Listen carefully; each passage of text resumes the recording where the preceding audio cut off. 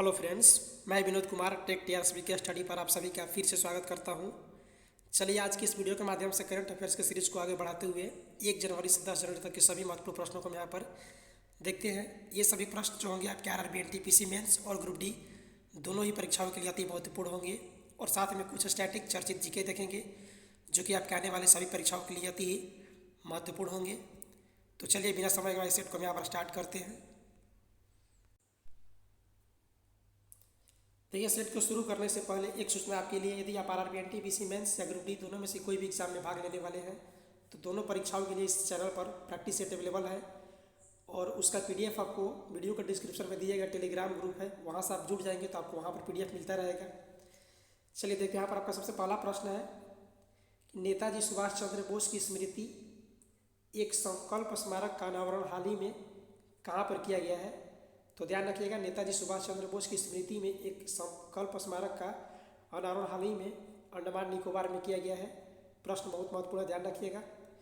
और वहाँ से एक प्रश्न अक्सर पूछा जाता है रिलेटेड, सेलुलर जेल जो आपका है ये भी ऐतिहासिक स्मारक जो है आपका अंडमान निकोबार में पड़ता है, इसको भी ध्यान रखिएगा। अगला प्रश्न के 2 आपका है कि हाल ही में कल्पना चावला केंद्र का उद्घाटन कहाँ पर किया गया है।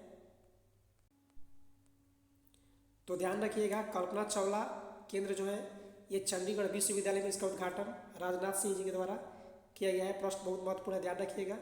ये भारत की प्रथम महिला अंतरिक्ष यात्री जो कल्पना चावला थी उनके नाम पर ये रखा गया है, तो प्रश्न बनने का यहाँ से चांस बिल्कुल बनता है।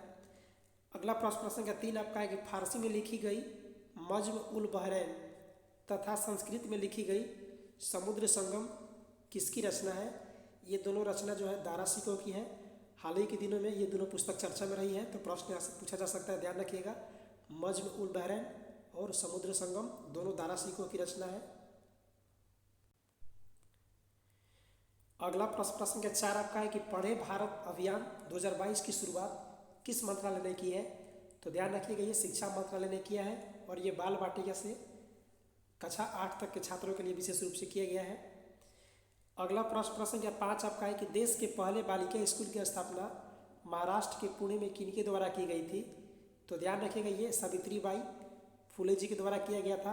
हाल ही में 3 जनवरी को इनका जयंती मनाया गया, तो यहाँ से प्रश्न बन सकता है, इनका जन्म 3 जनवरी 1831 को महाराष्ट्र में हुआ था। और ध्यान रखिएगा, इनको भारत का प्रथम महिला शिक्षा का दर्जा प्राप्त है सावित्रीबाई फुले को। अगला प्रश्न का 6 आपका है कि वर्तमान में भारत के राष्ट्रीय रक्षा सलाहकार कौन है, सुरक्षा सलाहकार। तो ध्यान रखिएगा, इनका नाम है अजीत डोभाल। अगला प्रश्न का 7वां आपका है कि महाराजा वीर विक्रम हवाई अड्डा के टर्मिनल भवन का उद्घाटन हाल ही में प्रधानमंत्री नरेंद्र मोदी ने कहाँ पर किया। तो ध्यान रखिए, ये अगरतला में हुआ है। अगला प्रश्न के 8वां आपका है कि राष्ट्रीय स्वच्छ गंगा मिशन का नया महानिदेशक किनको बनाया गया है। ये श्री जी अशोक कुमार जी को बनाया गया है, राष्ट्रीय स्वच्छ गंगा मिशन का नया महानिदेशक। अगला प्रश्न का 9 आपका है कि विश्व ब्रेल दिवस कब मनाया जाता है। तो ये हाल ही में 4 जनवरी को मनाया गया है, ध्यान रखिएगा। प्रत्येक साल 4 जनवरी को विश्व ब्रेल दिवस मनाया जाता है। अगला प्रश्न का 10वां आपका है ओएनजीसी की प्रथम महिला अध्यक्ष हाल ही में कौन बनी। प्रश्न बहुत ही महत्वपूर्ण है, ध्यान रखिएगा। ओएनजीसी के प्रथम महिला अध्यक्ष जो बनी उनका नाम है अलका मित्तल। और ध्यान रखिए, ओएनजीसी जो एक महारत्न दर्जा इसको प्राप्त है कंपनी को, और इसकी स्थापना सब पॉइंट में ध्यान रखिएगा 1956 में हुई थी। इसका मुख्यालय आपका देहरादून में पड़ता है। और अभी जो हाल ही में फॉर्च्यून ग्लोबल 500 की रिपोर्ट जारी हुई है, इसमें 500 में भारत में जो ये भारत की कंपनी ओएनजीसी है इसका इसमें 4था स्थान है, ध्यान रखिएगा। अगला प्रश्न के 11 आपका है कि स्वामी रामानुजाचार्य की 216 फीट ऊंची मूर्ति का अनावरण हाल ही में कहाँ पर किया गया है। तो ध्यान रखिए, हैदराबाद में किया गया है और इसको नाम दिया गया है स्टैच्यू ऑफ इक्वालिटी। अगला प्रश्न क्या 12 आपका है कि हाल ही में राष्ट्रीय विज्ञान दिवस 2022 की थीम लॉन्च की गई। राष्ट्रीय विज्ञान दिवस कब मनाया जाता है। ये प्रत्येक साल 28 फरवरी को मनाया जाता है और अभी अगला जो 28 फरवरी में मनेगा उसका थीम लॉन्च कर दिया गया। उसका थीम आपका है सतत भविष्य के लिए विज्ञान प्रौद्योगिकी में एकीकृत दृष्टिकोण, ध्यान रखिएगा। अगला प्रश्न प्रश्न है 13 का एक राष्ट्रीय विज्ञान दिवस 28 फरवरी को क्यों मनाया जाता है? तो ध्यान रखिएगा सीवी रमन द्वारा रमन प्रभाव की खोज की गई थी 28 फरवरी को ही। इनका पूरा नाम जो है सर चंद्रशेखर वेंकट रमन है। रमन प्रभाव की इन्होंने खोज जो की थी 1928 में की थी और इसके लिए इनको नोबेल प्राइज 1930 में दिया गया था। ये सारे पॉइंट को ध्यान रखें। अगला प्रश्न प्रश्न का 14 बहुत महत्वपूर्ण, ध्यान रखिएगा। केसर का सबसे अधिक उत्पादन कौन सा देश करता है? तो देश जब पूछे तो यहाँ पर आपका राइट आंसर हो जाएगा ईरान। और यदि भारत में पूछे कि भारत में सबसे अधिक केसर का उत्पादन कहाँ होता है, तो जम्मू एंड कश्मीर क्षेत्र में। अगला प्रश्न का 15 आपका है कि रामनाथ गोयनका पुरस्कार किस क्षेत्र में दिया जाता है? तो ध्यान रखिएगा ये जो पुरस्कार है रामनाथ गोयनका ये पत्रकारिता के क्षेत्र में दिया जाता है और ये 2021 में दिया गया है जीशान-ए-लतीफ़ को। अगला प्रश्न का 16 आपका है कि पारंपरिक नव वर्ष त्यौहार लोसार का आयोजन हाल ही में कहाँ पर किया गया है? तो ध्यान रखिए इसका आयोजन लद्दाख में किया गया है और ध्यान रखें कि इसे तिब्बती नव वर्ष भी कहा जाता है। अगला प्रश्न का 17 आपका है कि विश्व युद्ध अनाथ दिवस कब मनाया जाता है? तो ध्यान रखिए 6 जनवरी को मनाया जाता है प्रत्येक साल विश्व युद्ध अनाथ दिवस। अगला प्रश्न का 18 आपका है कि हाल ही में किस देश ने कृत्रिम सूर्य का निर्माण की घोषणा की है? ये चाइना ने किया है। अगला प्रश्न का 19 आपका है कि अंतर्राष्ट्रीय सौर गठबंधन में शामिल होने वाला हाल ही में 102वां देश कौन सा बना है? तो ये एंटीगुआ और बारमूडा है जो कि अंतर्राष्ट्रीय सौर गठबंधन में शामिल होने वाला 102वां सदस्य बना है। और ध्यान रखिएगा अंतर्राष्ट्रीय सौर गठबंधन जो इसकी स्थापना 2015 ईस्वी में ये पेरिस में की गई थी, फ्रांस के पेरिस में। और यदि इसका मुख्यालय पूछे तो इसका मुख्यालय भारत के गुरुग्राम जो कि हरियाणा में पड़ता है वहाँ पर इसका मुख्यालय पड़ता है। अगला प्रश्न का 20 आपका अति महत्वपूर्ण है कि 100% एलपीजी गैस कवरेज करने वाला भारत का पहला राज्य कौन बना है? तो ऐसा करने वाला भारत का पहला राज्य हिमाचल प्रदेश बना है। और ध्यान रखिएगा सब पॉइंट में कि धूम्रपान मुक्त राज्य भी पहला बना है हिमाचल प्रदेश। अगला प्रश्न का 21 आपका है कि दक्षिण ध्रुव की एकल यात्रा करने वाली पहली भारतीय मूल की महिला कौन बनी है? यहाँ पर आपका आंसर होगा कप्तान हरप्रीत चंडी जो कि ब्रिटिश सिख सेना अधिकारी है जो कि एक भारतीय मूल की है। अगला प्रश्न का 22 आपका है कि बिहार उद्यमिता सम्मेलन 2021 में बिहार विद्युत सम्मान से किनको सम्मानित किया गया है? तो ध्यान रखिएगा मीडिया ट्रेंड्स के संस्थापक रोहित कुमार को सम्मानित किया गया है। प्रश्न का 23 आपका है कि वर्ष 2021 में जीएसटी संग्रह में शीर्ष स्थान पर कौन सा राज्य रहा है? ध्यान रखिएगा उड़ीसा राज्य शीर्ष स्थान पर रहा है जीएसटी संग्रह में।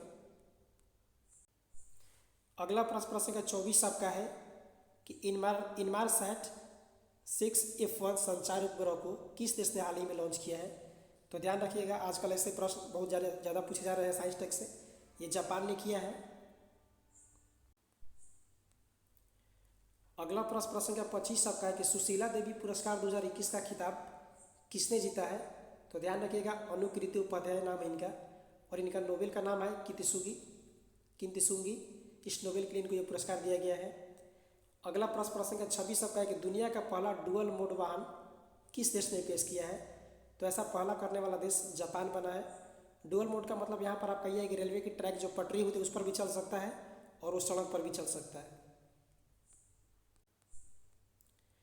अगला प्रश्न का 27 आपका है कि प्रधानमंत्री नरेंद्र मोदी ने 2 जनवरी 2022 को कहाँ पर मेजर ध्यानचंद खेल विश्वविद्यालय की आधारशिला रखी है? ये मेरठ में रखी है, उत्तर प्रदेश के मेरठ में। अगला प्रश्न का 28 आपका है कि हाल ही में डीआरडीओ का कौन सा स्थापना दिवस मनाया गया? तो हाल ही में डीआरडीओ का 64वां स्थापना दिवस मनाया गया है। ध्यान रखिए कि इसकी स्थापना 1 जनवरी 1958 को हुई थी और वर्तमान में इसके अध्यक्ष जी सतीश रेड्डी है। अगला प्रश्न का 29 आपका है कि रेलवे बोर्ड के अध्यक्ष और सीईओ हाल ही में किनको नियुक्त किया गया है? तो ध्यान रखिए रेलवे बोर्ड के अध्यक्ष और सीईओ जो बने हैं हाल ही में उनका नाम है बीके त्रिपाठी। अगला प्रश्न का 30 आपका है कि मिलक नदी जो कि हाल ही में बहुत चर्चा में रही है ये भारत के किस राज्य में बहती है? तो ध्यान रखिए मिलक नदी जो है ये आपका नागालैंड में बहती है। अगला प्रश्न का 31 आपका है कि राष्ट्रीय जल पुरस्कार 2020 में प्रथम स्थान पर कौन सा राज्य रहा है? ध्यान रखिएगा 2020 के आधार पर 21 में जारी किया गया है, ये हाल ही का आपका करंट है। तो ध्यान रखिए इसमें प्रथम स्थान जो है, प्रथम पुरस्कार उत्तर प्रदेश को मिला है, दूसरा राजस्थान को और तीसरा तमिलनाडु को। तो फर्स्ट ध्यान रखें, उत्तर प्रदेश को प्रथम पुरस्कार मिला है। अगला प्रश्न संख्या 32 सबका है कि सीरियम द्वारा किए गए सर्वे के अनुसार विश्व के टॉप 10 हवाई अड्डा में भारत का कौन सा हवाई अड्डा शामिल है। तो ध्यान रखिए सीरियम सर्वे की बात यहाँ पर कर रहा है। इसमें शामिल आपका जो भारत का हवाई अड्डा हुआ है चेन्नई हवाई अड्डा, और इसका स्थान जो इसमें है 8वां स्थान है। अगला प्रश्न संख्या 33 सबका है कि भारत का पहला ओपन रॉक संग्रहालय का उद्घाटन कहाँ पर किया गया है। प्रश्न महत्वपूर्ण है, ध्यान रखिएगा। यहाँ पर हिस्टोरिकल रॉक की बात कर रहा है। इन भारत का पहला ओपन रॉक संग्रहालय जो आपका ये हैदराबाद में खोला गया है, और इसका उद्घाटन डॉक्टर जितेंद्र सिंह के द्वारा किया गया है।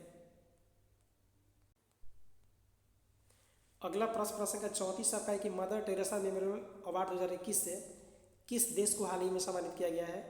तो डेनमार्क को सम्मानित किया गया है, और ये पर्यावरण स्थिरता के लिए सम्मानित किया गया है। अगला प्रश्न संख्या 35 सबका है कि हाल ही में गूगल ने डूडल बनाकर किस वैज्ञानिक को श्रद्धांजलि दी है। तो हाल ही में गूगल ने डूडल बनाकर स्टीफन हॉकिंस जी को श्रद्धांजलि दी है। ध्यान रखें इनका जन्म जो है 8 जनवरी 1942 को इंग्लैंड में हुआ था। अगला प्रश्न संख्या 36 सबका है कि प्रवासी भारतीय दिवस कब मनाया जाता है। तो ध्यान रखिए हाल ही में 9 जनवरी को मनाया गया। तो प्रत्येक साल आपका 9 जनवरी को प्रवासी भारतीय दिवस मनाया जाता है, और इसका सम्मेलन का आयोजन प्रत्येक 2 सालों पर होता है, और इसकी शुरुआत सबसे पहले आपका 2003 में हुई थी। और ध्यान रखिएगा कि महात्मा गांधी 9 जनवरी 1915 को दक्षिण अफ्रीका से भारत यानी स्वदेश लौटे थे, इसलिए 9 जनवरी को प्रवासी भारतीय दिवस मनाया जाता है। यहाँ से रिलेटेड एक प्रश्न और भी ध्यान रखिएगा। प्रश्न ये पूछता है कि महात्मा गांधी ने दक्षिण अफ्रीका में कौन से पत्रिका का संपादन किया था। तो पत्रिका का आपका नाम था इंडियन ओपिनियन, ध्यान रखिएगा।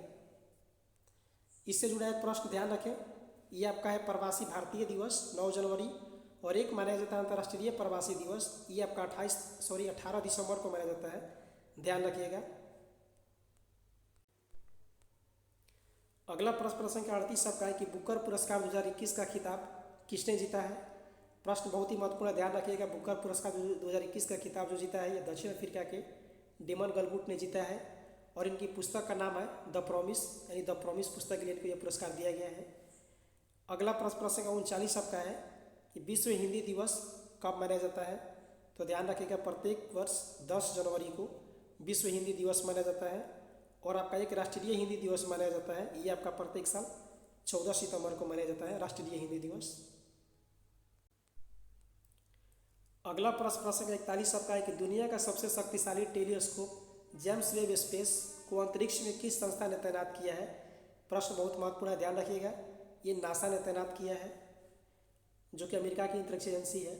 अगला प्रश्न संख्या 42 सबका है कि सबसे ज़्यादा ODF गाँव में प्रथम स्थान पर कौन सा राज्य रहा, यानी किस राज्य में सबसे ज़्यादा ODF गाँव हुए हैं, ग्रामीण क्षेत्र। यहाँ पर आपका राइट आंसर हो जाएगा तेलंगाना। अगला प्रश्न संख्या 43 सबका है कि पाकिस्तान की पहली महिला सर्वोच्च न्यायालय का न्यायाधीश किनको नियुक्त किया जाएगा। तो ध्यान रखिएगा पाकिस्तान में प्रथम महिला जो मुख्य न्यायाधीश वहाँ पर नियुक्त की जाए उनका नाम होगा आयशा मलिक। अगला प्रश्न संख्या 44 सबका है कि गुरु गोविंद सिंह की जयंती 9 जनवरी को किस रूप में मनाया जाता है। तो ध्यान रखिएगा इनकी जयंती को प्रकाश पर्व के रूप में मनाया जाता है, और ये सिखों के सबसे अंतिम यानी 10वें गुरु थे। अगला प्रश्न संख्या 45 सबका है कि हाल ही में कौन सा भारतीय राज्य खानाबदोश जनजातियों पर ध्यान केंद्रित करने वाला भारत का पहला राज्य बन गया है। बहुत ही ये प्रश्न आपका महत्वपूर्ण है, इसको ध्यान रखिएगा। ये ऐसा मध्य प्रदेश किया है पहला। प्रश्न संख्या 46 सबका है कि प्रथम विश्व हिंदी सम्मेलन 10 जनवरी 1975 को कहाँ पर हुआ था। ये जो प्रथम विश्व हिंदी सम्मेलन आपका हुआ था 1975 में नागपुर में हुआ था, और उसी दिन निर्णय लिया गया था कि प्रत्येक 10 जनवरी को विश्व हिंदी दिवस मनाया जाएगा। अगला प्रश्न संख्या 47 सबका है कि हाल ही में प्रधानमंत्री नरेंद्र मोदी ने वीर बाल दिवस मनाने की घोषणा की है, कब की है। ये 26 दिसंबर को प्रत्येक साल मनाया जाएगा वीर बाल दिवस। और ध्यान रखिएगा कि ये गुरु गोविंद सिंह के पुत्र जोरावर सिंह और फतेह सिंह की शहादत हेतु ये दिवस को मनाया जाएगा। अगला प्रश्न संख्या 48 सबका है कि एशियाई अवसंरचना निवेश बैंक यानी AIIB का उपाध्यक्ष हाल ही में किनको नियुक्त किया गया है। ये आरबीआई के पूर्व गवर्नर उर्जित आर पटेल जी को किया गया है। अगला प्रश्न अति महत्वपूर्ण, ध्यान रखिएगा। प्रश्न 49 की बाघ संरक्षण के लिए वर्ष 2010 में बाघ सम्मेलन का आयोजन कहाँ पर किया गया था? ये सेंट पीटर्सबर्ग में किया गया था और उसी दिन निर्णय लिया गया था कि प्रत्येक साल 29 जुलाई को बाघ दिवस मनाया जाएगा, ध्यान रखिएगा। अगला प्रश्न संख्या 50 और इस सेट का सबसे अंतिम प्रश्न आपका है कि चर्चा में रहा खलीफा बंदरगाह किस देश में अवस्थित है? तो ध्यान रखिएगा, खलीफा बंदरगाह जो संयुक्त अरब अमीरात की राजधानी आबू धाबी में है। देखिए, हाल ही में 5 राज्यों में चुनाव की घोषणा हुई है, तो यहाँ से इसके विधानसभा की सीट पूछी जा सकती है। चलिए एक बार इसको देख लेते हैं। देखिए, यहाँ पर उत्तर प्रदेश में विधानसभा सीट की बात करें तो 403 आपका है, पंजाब में 117 सीट है, उत्तराखंड में 70 सीट है, मणिपुर में 60 सीट है और गोवा में 40 सीट है। इन सभी राज्यों में अभी हाल ही में चुनाव होने वाले हैं, तो यहाँ से प्रश्न इस प्रकार डायरेक्ट विधानसभा सीट की संख्या से पूछा जा सकता है। तो चलिए दोस्तों, अगर वीडियो अच्छा लगा तो वीडियो को एक लाइक जरूर कीजिए, अपने दोस्तों में शेयर कीजिए और इसी तरह के जनरल स्टडी और करंट अफेयर्स का अध्ययन के लिए आप इस चैनल से जुड़ सकते हैं। हम मिलते हैं नेक्स्ट वीडियो में, तब तक के लिए नमस्कार। आपका दिन शुभ हो।